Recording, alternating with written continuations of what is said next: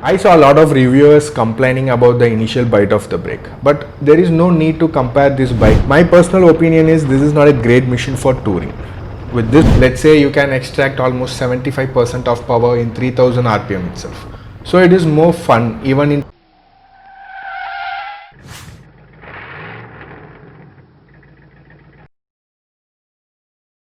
Hello friends, welcome to Moto360. Welcome to our first long-term review video. BS6 Interceptor is now launched and you may ask how Interceptor's BS4 long-term review will help you. It will definitely help you because for Interceptor there is no much difference or significant upgrades in BS6. Royal Enfield claims that already this bike has achieved or met most of the required norms. This time there is only small upgrades inside the engine to meet the current norms. Other than that, there is no upgrades in cosmetics and features. Even there is no new color variant for this bike in BS6. This particular bike, which I am riding now, has knocked more than 3000 kilometers on road, and I myself rode this bike around 300 to 400 kilometers now. This video is all about pros and cons of this bike and long-term ownership review.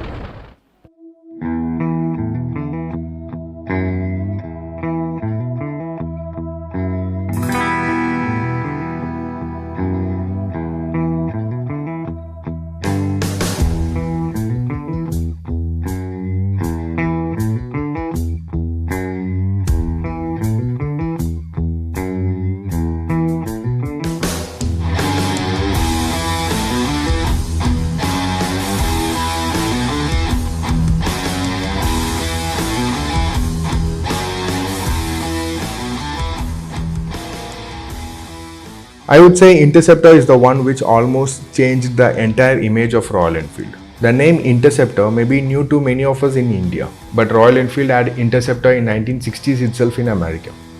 Even though it's not a big hit, a lot of classic lovers like that British vertical twin and you can find even today in their garages.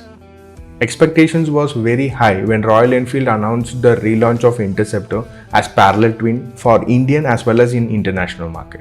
With high expectations, it got launched and you know the rest. It not only met the expectation but also surprised the entire industry. I would say it changed our perception towards Royal Enfield. They stunned the entire industry with the refined, reliable and most affordable product. I personally like this because Royal Enfield maintained their DNA even in their new product. They were very sure about their customers' likes and taste. As expected, classic lovers made this bike a huge hit across the world. The design language is simple and elegant. Royal Enfield did not forget to bring back that classic heritage design.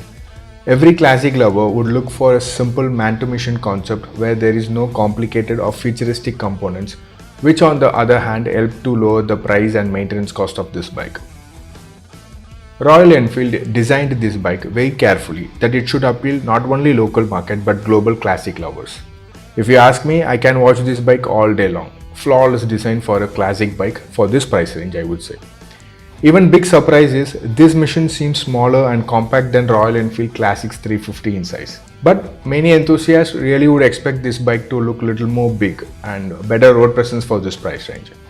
Anyhow, I leave the opinion about the designs and look to you guys. You can comment if you did like the design or still you need more road presence for this bike. When it comes to engine, it is 648cc parallel twin engine, 4-stroke, 4-valve, SOHC air and oil cooled engine with fuel injection system. Vehicle has got 270-degree firing order, which is also the reason for that sweet exhaust note and supports a bit in low end torque. Engine produces maximum power of 47 PS at 7150 rpm and maximum torque of 52 Nm at 5250 rpm. This is Royal Enfield's first 6-speed gearbox with slipper clutch. Bike has got twin cradle tubeless steel frame. Front suspension is 41 mm telescopic fork with 110 mm travel distance. And the rear suspension is gas charged twin coil over shocks with 88 mm travel distance. Front tire is underbar 90 18-inch tire and in the rear it is 130/70 18-inch Pirelli Phantom Sportscom tires. Tires are tubeless but wheels are spoke wheels, so it requires tubes. So technically there are tube tires, which is a concern for touring enthusiasts. Tires look chunky. Look-wise, tires and engines are proportionately big for this bike. When it comes to braking, in front it has 320 mm disc and 240 mm disc in the rear. It has dual channel ABS and ABS is standard. You cannot turn it off like Himalayan. Discs are bi-brake made. Headlight is halogen, round shape, typical classic headlights. Tail lights and turn indicators are bulb lights and bit outdated in design. Handlebar for this particular bike is entirely aftermarket. Owner of this bike has changed this handlebar for his touring and long ride comfort. Many owners used additional races to the handlebar for upright seating posture. The stock handlebar seems not much comfortable for long rides. In the left hand side handlebar, it has got pass switch, headlight high-low beam switch, turn indicator switch and horn switch. In the right hand side handlebar, it has got engine kill switch and ignition switch. This bike misses out the ASODUS lights which is available in Himalayan. Instrument console has very basic infos.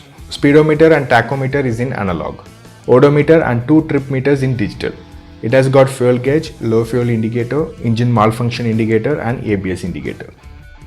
When it comes to fuel tank capacity, it is 13.7 liters, and for fueling you have to open the fuel lid, a detachable one, which is little annoying. Well, this bike has also got side stand sensor which works like that of Himalayan and Classic 350. The most eye-catchy design aspect of this bike is of course its dual exhaust pipes which look excellent. My riding experience, this engine is not a typical parallel twin engine. Generally, parallel twin engines have boring low-end torque and the power band will be on mid and top range in most cases, which we could not enjoy in our traffic conditions. It will be more fun only in empty stretches and highways. But Royal Enfield calibrated this engine in such a way it is more fun to ride in our city traffic conditions as well as highways. The low and mid range is really fun and have a lot of torque. Let's say you can extract almost 75% of power in 3000 rpm itself. So it is more fun even in traffic, and I would say this is a perfect band for Indian road conditions. But when I am telling that, it does not mean that this bike has scary initial pickup. Power is linear and anyone who is upgrading from entry level bikes or scooters can ride this comfortably. The torque is very good and sweet that it is very easy to ride in city traffics. In highways, revving this engine will make your long distance look short. By saying that riding easy in traffic, in the sense I am talking about engine, but managing weight of this bike is something not that easy. This 200 kg machine will be a task in traffic. You should not underestimate this bike with its size. Like all other Royal Enfield bike, this one also needs a well-built personality. But at the same time, because of this weight, this bike is stable and feel planted while cruising in top speeds. Like all other Royal Enfield, this one also has a very good straight line stability which you can cruise in 3-digit speeds with confidence. The very important highlight or positive of this bike is its engine. Riding a parallel twin engine with that woofing and whistling sound and that engine note, oh man, that feel is something out of words. It is pleasure and exciting to ride. For this experience, we should end up paying a lot of money few days back. But now Royal Enfield has provided us a affordable as well as enjoyable parallel twin. When I rode this bike first time during its launch, it was hard to believe that if this is Royal Enfield engine. It is so smooth, refined and punchy. I'm sure while riding, this bike will put a smile on your face. And about the top end, after 6000 rpm you will feel some vibrations and you should not expect an outstanding performance in the top end. 6th gear makes your top end performance smooth, that's it. You will not get any big power in that gear. Bike has got taller gear ratio and gears are smooth and precise. I did not experience any false neutral so far in my 400 kilometers of ride. Slipper clutch is performing well, engine knocking is very much prevented while downshifting. From the launch date to till date, people have lot of query about the reliability of this bike. I would say so far so good. There is no big reliable issues raised. Bike is rigid, build quality is superb and engine is excellent. Pirelli tires gives you good performance and road grip, but it will take some time to heat up. So at the initial kilometers, you have to be little subtle and relaxed. Particularly on wet roads and at times of rain, you have to be extra careful while riding, at least for initial few kilometers. When it comes to braking, bike has got adequate and enough braking for its performance. I saw a lot of reviewers complaining about the initial bite of the brake, but there is no need to compare this bike with Kawasaki 600 or any other performance bike, because this bike is completely a different genre and the performance of the bike is subtle and mature. I didn't find any problem with this brake. Even this bike owner feels brake is adequate. So when you do a test ride, share your opinion about the braking, and also existing owners who are watching this video, kindly share your inputs about braking. Bike suspension is working well. It is on the softer side, which is well and good on bad roads. I don't think this bike is good for off-roads, though you can manage small distance like Classic 350. And if you ask me about the performance in highway and touring, you can cruise at 120 to 130 kmph at ease all day long. Engine will not feel any stress. 165 kmph is the top speed of this bike, but you cannot cruise comfortably more than 120 kmph because of the wind blast.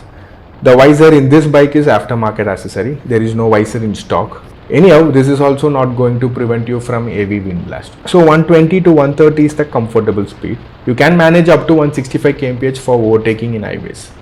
My personal opinion is this is not a great machine for touring.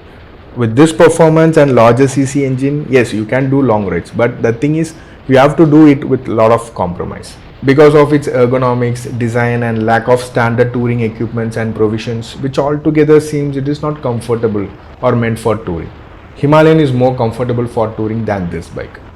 I see few news or maybe a rumor too in social media that Royal Enfield is going to launch their Himalayan 650 by next year.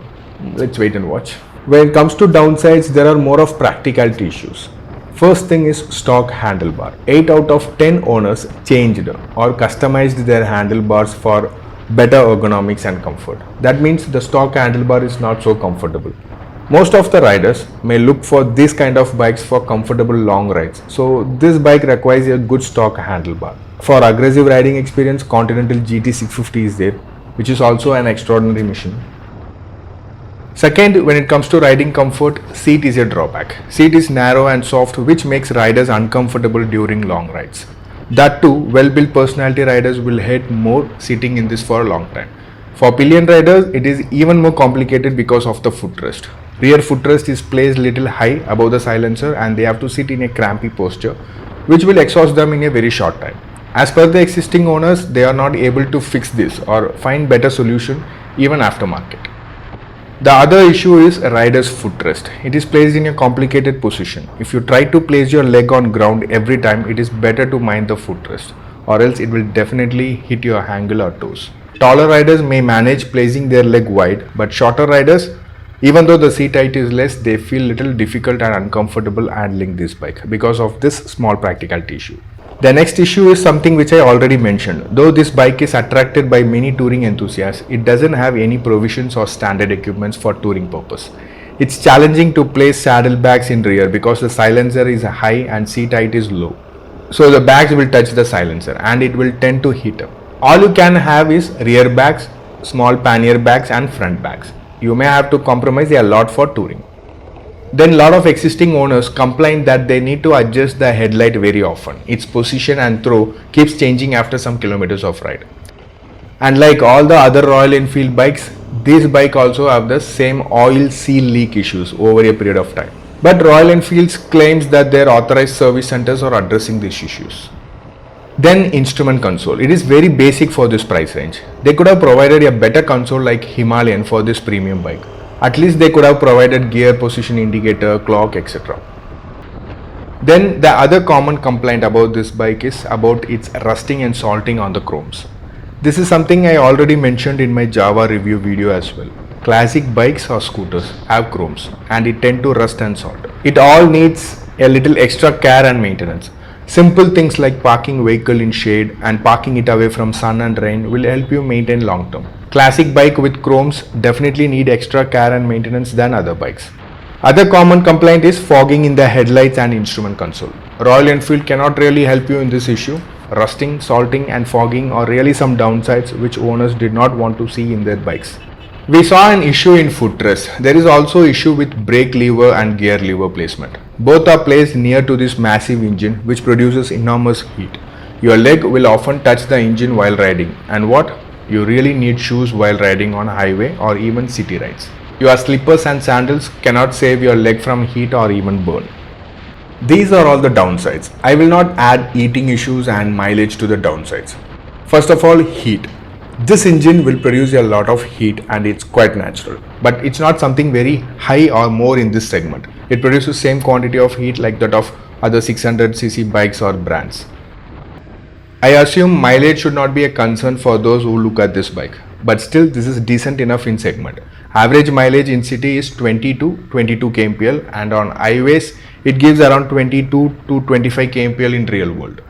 Whatever the downsides I mentioned here, it's all practicality issues. Still this bike is value for money. For this price range, Royal Enfield has given an excellent and affordable parallel twin engine.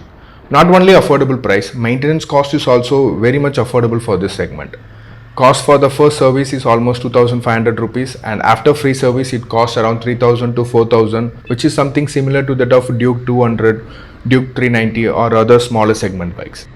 So to conclude, pros of this bike is its engine, performance, value for money, reliability, maintenance, etc.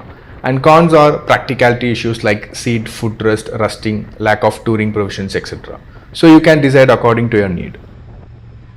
And if you are planning to buy this bike, please do test ride before deciding so that you can understand whether you can handle the power and weight of this bike. So do test ride, don't forget about it. This is something which I keep repeating in all my videos.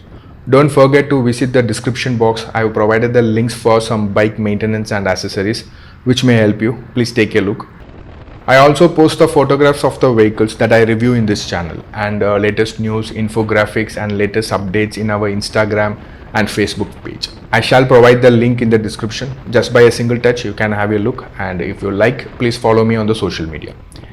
If you are a moto enthusiast and you are watching this channel for the first time, please do subscribe the channel and also press the bell icon near the subscribe button in your mobile. Then you will get the notification every time when I upload my new video. More review videos are coming, including cars. Hope this video was informative and useful. Thanks for watching the video. If you like this video, please show some appreciation in the form of like and comments. Don't forget to subscribe the channel. If you have any queries, ask me in the comment section. Until I meet you in another video, take care and goodbye.